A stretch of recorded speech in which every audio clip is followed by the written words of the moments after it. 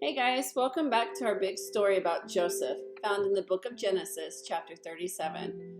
We are now on chapter 41, and man, I'm sorry guys, I didn't get a lot of sleep last night. I kept having this really weird dream involving, well, what animal do you think was in my dream last night? Tell you what, I'm going to give you a hint. Can you guess this animal sound?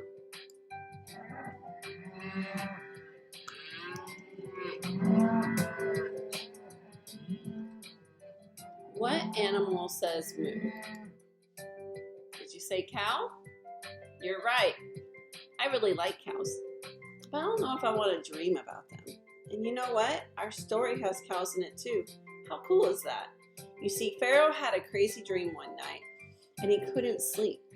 He gathered all of his wisest men in his kingdom to figure it out, but none of them could. The king of Egypt was getting really angry, and I don't blame him. I mean, I can get pretty grumpy when I'm tired.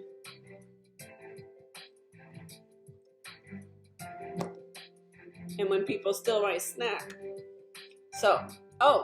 Where was I? So there he is, middle of the morning, tired, getting pretty grumpy.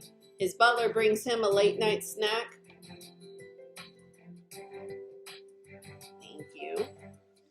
And he says, "Hey, I know a guy. Remember, the butler was the guy that was in jail, and he had the dream, and Joseph told him what it meant. Well, he told Joseph that he was going to tell Pharaoh about him, but he forgot. But now he's remembering, and so he tells the Pharaoh, and he goes on to tell Pharaoh all about that dream he had in jail and how Joseph knew what it meant. This has the Pharaoh getting pretty excited. Maybe Joseph can tell him his dream, and he can finally go and snuggle back in bed and get some sleep. He has Joseph brought out of jail and tells him all about his dreams. He tells Joseph, "I dreamt there were 7 fat cows, and they were happy and they were eating by the river Nile, when suddenly 7 skinny, sick little cows showed up. And then the sick, skinny cows ate the 7 fat cows. But they didn't get any bigger. They were still sick looking. And then I had another dream. This time, there were 7 ears of corn. Well, I don't have any corn, but I have popcorn. And they were so good looking. They would have made really good popcorn. But suddenly, 7 ears of sick-looking corn appeared, and they ate the 7 good ones. I better eat this before she comes back and steals it again."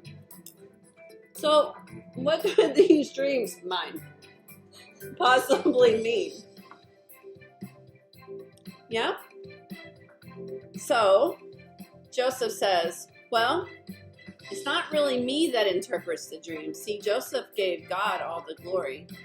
He said, I don't have that power, but God does. And God is showing you that there's going to be 7 really good years. Tons of food, there will be rain, everybody will have plenty to eat. But then there's going to be 7 years of drought. That means there will be no rain, nothing will grow, there won't be any food. Animals and people will die." That doesn't sound good at all. He says, but God has a plan. He's showing you that he wants you for the first 7 years, the 7 good years, he wants you to store up lots of extra food. And then, during the 7 bad years, you will have plenty to eat for everybody. Now, Pharaoh is so excited and grateful to God and Joseph for this, and he sees that God is with Joseph doing big things. And so he tells Joseph, "Here, you are now in charge.